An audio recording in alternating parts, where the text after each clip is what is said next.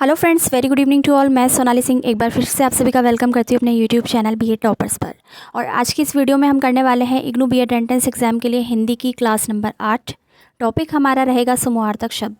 Detail में आपको बताएंगे समूहार्थक शब्द किन्हें कहा जाता है और इससे रिलेटेड MCQ भी आपको मैं करवाऊँगी ताकि आपका हर एक डाउट क्लियर हो जाए। ठीक है, वीडियो में अंत तक बने रहिएगा। चैनल पे नए हैं तो चैनल को सब्सक्राइब कर लीजिए जी। तो जैसा कि आपको यहाँ पर लिखा दिख रहा है समूहार्थक शब्द, तो सबसे पहले समूहार्थक को समझेंगे। समूह यानी ग्रुप, ठीक है, तो इसी से रिलेटेड है समूहार्थक शब्द। इसमें लिखा है जिन शब्दों से किसी समूह या समुदाय का बोध होता है उन्हें समूहार्थक शब्द कहते हैं।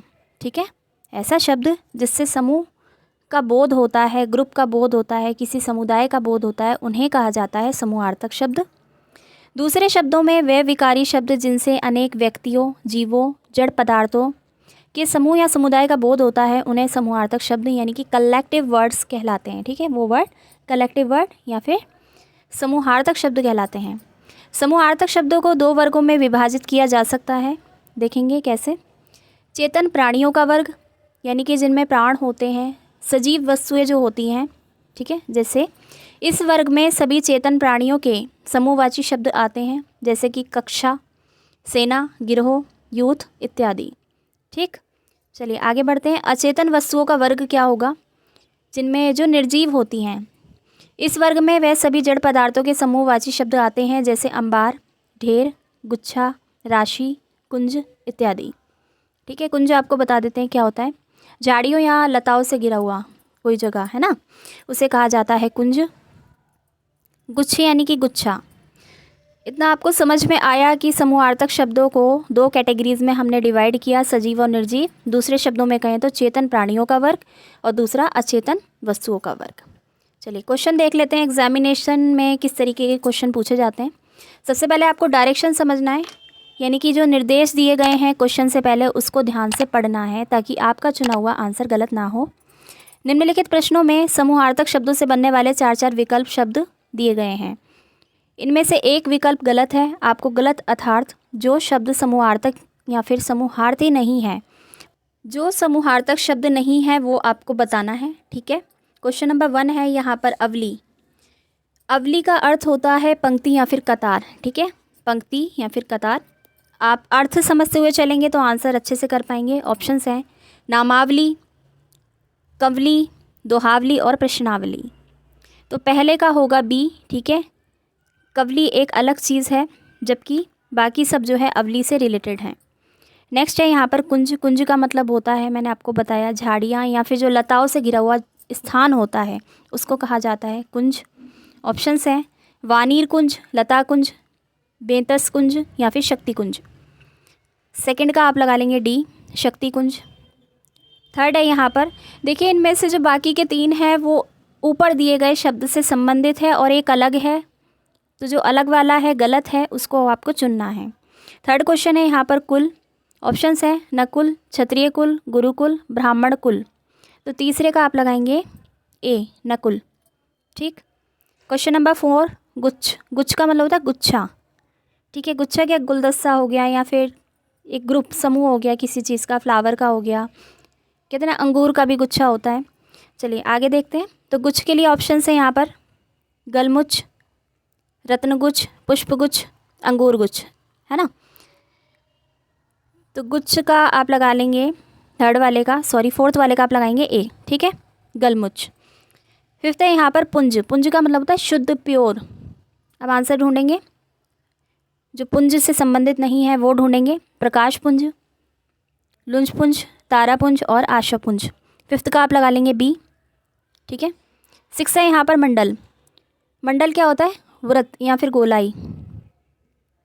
ऑप्शंस हैं मंत्रिमंडल, शिष्टमंडल, प्रभामंडल, गीत मंडल। 6 का आप लगाएंगे डी, गीत मंडल। Question number 7 youth. यूथ क्या हो गया? बच्चों का समुदाय। ठीक है, आपको पता ही होगा, इंग्लिश का ये वर्ड है। और यहाँ पर देखेंगे गज यूथ, ग्रंथ यूथ, मृग यूथ या फिर वरहा यूथ। 7th का आप लगा लेंगे बी। ठीक, ग्रंथ यूथ। 8th है यहाँ पर राजी। राजी मतलब होता है लाइन या फिर रेखा। ठीक, आपके लिए वर्ड नए हो सकते हैं लेकिन आप पढ़ रहे हैं, इसका मतलब आप चीज़ों को सीख रहे हैं। राजी का मतलब है लाइन या फिर रेखा। ऑप्शंस हैं वृक्षराजी, पुष्पराजी, मानवराजी या फिर तारक राजी। 8th का आप लगा लेंगे सी, ठीक है, मानवराजी। देखिए वो क्वेश्चन है जो हर कोई नहीं बताएगा, एग्जाम में आते हैं लेकिन इजीली आपको मिलते नहीं हैं हर बुक में, ठीक है। समूहार्थक शब्द जो है ऐसा टॉपिक है जो काफ़ी बच्चे छोड़ देते हैं, तो आपको छोड़ना कुछ नहीं है, हिंदी है पूरी कवर करनी है। ल्यूसेंट सामान्य हिंदी की सीरीज़ अगर आप देखना चाहते हैं तो मेरे दूसरे चैनल एसएस स्टडी पर पड़ी है, लिंक डिस्क्रिप्शन में दे दूँगी, उसको ज़रूर वॉच कर लीजिएगा, काफ़ी सारे टॉपिक आपके वहाँ से हो जाएंगे। नंबर 9 है वर्ग, ठीक है, वर्ग तो आपको पता ही है। ऑप्शंस है पुष्प वर्ग, छात्र वर्ग, कर्मचारी वर्ग या फिर अध्यापक वर्ग। 9वें का लगा लेंगे आप पुष्प वर्ग, ठीक है। क्वेश्चन नंबर 10 है यहाँ पर शतक, शतक आपको पता ही है 100, शतक का संबंध 100 से है। क्रिकेट का शतक, कविताओं का शतक, रुपयों का शतक या फिर सप्तक। क्वेश्चन नंबर 10th का आएगा आंसर डी, सप्तक। क्वेश्चन नंबर 11 है संग्रह। ऑप्शंस है निबंध संग्रह, काव्य संग्रह, विचार संग्रह या फिर साग्रह। तो संग्रह का क्या होगा डी, ठीक है, साग्रह। क्वेश्चन नंबर 12 है संचयन। संचयन होता है इकट्ठा करना, कलेक्ट करना। ऑप्शंस है कविताओं का संचयन, पुस्तकों का संचयन, लेखों का संचयन या फिर मनुष्यों का संचयन। तो 12th का आप लगा लेंगे डी, ठीक है, मनुष्य का संचयन। क्वेश्चन नंबर 13 है यहाँ पर समूह। ऑप्शंस है मानव समूह, छात्र समूह, वानर समूह या फिर उपसमूह। 13 का लगा लेंगे डी, उपसमूह। क्वेश्चन नंबर 14 गुच्छा, ठीक है, गुच्छा हुआ एक ही बात है। ऑप्शंस हैं चाबियों का गुच्छा, अंगूर का गुच्छा, वानरों का गुच्छ या फिर फूलों का गुच्छा। 14 का आंसर आएगा सी, वानरों का गुच्छा, क्योंकि वानरों का समूह होता है, गुच्छा नहीं होता। क्वेश्चन नंबर 15 घोद, घोद क्या होता है गुच्छा, ठीक है। तो जामुन का गोद, आमों का गोद, केलों का गोद या फिर कलमों का गोद। तो इसका आप लगा लेंगे 15 का डी, कलमों का गोद, ठीक है। क्वेश्चन नंबर 16 है जत्था। छात्रों का जत्था, चोरों का जत्था, छड़ियों का जत्था या फिर लुटेरों का जत्था। 16 का आएगा आंसर सी, छड़ियों का जत्था नहीं होता, ठीक है। 17 है टोली, प्रचारकों की टोली, ठीक है, छात्रों की टोली, परीक्षकों की टोली या फिर कुर्सियों की टोली। 17 का आंसर आएगा डी, कुर्सियों की टोली। 18 है ताता। ताता होता है आना जाना, आवाजाही होते रहना। दर्शकों का ताता, सवारियों का ताता, पुस्तकों का ताता या फिर आने जाने वालों का ताता। 18 का आप लगा लेंगे सी, पुस्तकों का ताता। क्वेश्चन नंबर 19 है यहाँ पर काफिला। ऊँटों का काफिला, राहगीरों का काफिला, कलमों का काफिला या फिर शरणार्थियों का काफिला। 19 का आंसर हो जाएगा सी, कलमों का काफिला, ठीक है। 19 क्वेश्चन अभी हमने कर लिए और इसी में आगे के क्वेश्चन मैं आपको करा रही हूँ। वीडियो को अगर आपने यहाँ तक देख लिया है, चैनल को सब्सक्राइब ज़रूर कर लीजिए। मुआर्थक शब्दों के आगे के प्रश्न हैं। क्वेश्चन स्टार्ट करने से पहले निर्देश पढ़ लेते हैं। निम्नलिखित प्रश्नों में 4-4 शब्द, प्रत्येक प्रश्न में एक शब्द समूहार्थक है, ठीक है, जो समूह से संबंधित होता है ऐसा एक शब्द है। आपको समूहार्थक शब्द को छांटना है। ऑप्शन है छात्र, शिक्षक, पुस्तक। छात्र क्या है, एक वचन है। शिक्षक क्या है, एक वचन है। पुस्तक भी एक वचन है, लेकिन कक्षा क्या है, बहुवचन को बताता है। कक्षा में बहुत सारे बच्चे आ जाते हैं, तो ये हो जाएगा पहले का सी। सेकंड है यहाँ पर नेता, अध्यापक, विद्यार्थी और जनता। नेता भी सिंगुलर है, ठीक है, एक वचन से संबंधित है। अध्यापक भी एक होता है, विद्यार्थी भी एक होता है, जबकि जनता में कई सारे लोग आते हैं, इसलिए दूसरे का आप लगा लेंगे डी। समझ में आ रहा है तो लाइक शेयर करते रहिएगा। क्वेश्चन नंबर 3 है यहाँ पर राजा, मंत्री, प्रजा, सेवक। तो 3 में क्या होगा सी, ठीक है, प्रजा। प्रजा में बहुत सारे लोग आते हैं। क्वेश्चन नंबर 4 है यहाँ पर प्रातः, दोपहर, शाम, वर्ष।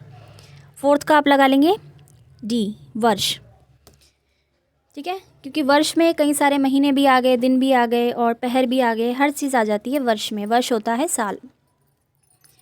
अगला क्वेश्चन है यहाँ पर 5वां, पर्वत, पेड़, श्रृंखला, नदी। 5th का आ जाएगा सी, श्रृंखला। श्रृंखला में बहुत सारी पर्वत श्रेणियाँ आ जाती हैं, ठीक है। क्वेश्चन नंबर 6 है यहाँ पर कार्य, आवश्यकता, समुदाय और पूर्ति। 6ठे का आप लगा लेंगे सी, समवाय, ठीक है, समवाय होगा ये। 7th है यहाँ पर प्राणी, मनुष्य, समाज, निर्जन, ठीक है। 7th का आप लगा लेंगे सी, समाज। क्वेश्चन नंबर 8 है सैनिक, युवा, छात्र, टुकड़ी। 8th का आप लगा लेंगे डी, टुकड़ी, ठीक है, समूह को रिप्रेजेंट कर रहा है ये वर्ड। क्वेश्चन नंबर 9 है यहाँ पर नाव, जहाज, केवट और बेड़ा। 9th का आप लगाएंगे डी, बेड़ा, ठीक। क्वेश्चन नंबर 10 है मनुष्य, स्त्री, पुरुष, भीड़। तो क्वेश्चन नंबर 10 का सही उत्तर होगा डी, क्योंकि भीड़ में काफ़ी सारे लोग आ जाते हैं। नेक्स्ट है 11th, फूल तागा माली हार। 11th का आप लगा लेंगे डी, हार। क्वेश्चन नंबर 12 है गिरोह, सिपाही चोर लुटेरा।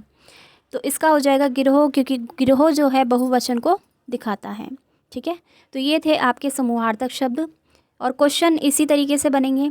समूहार्थक शब्द या तो आपसे छांटने के लिए बोला जाएगा, या जो समूहार्थक शब्द नहीं है वो छांटने के लिए बोला जाएगा।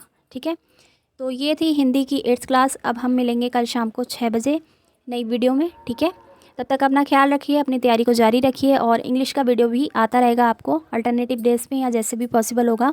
मैं कोशिश करूँगी, अब टाइम ज़्यादा रह नहीं गया एग्ज़ाम को, तो डेली आपको वीडियो प्रोवाइड करा सकूँ।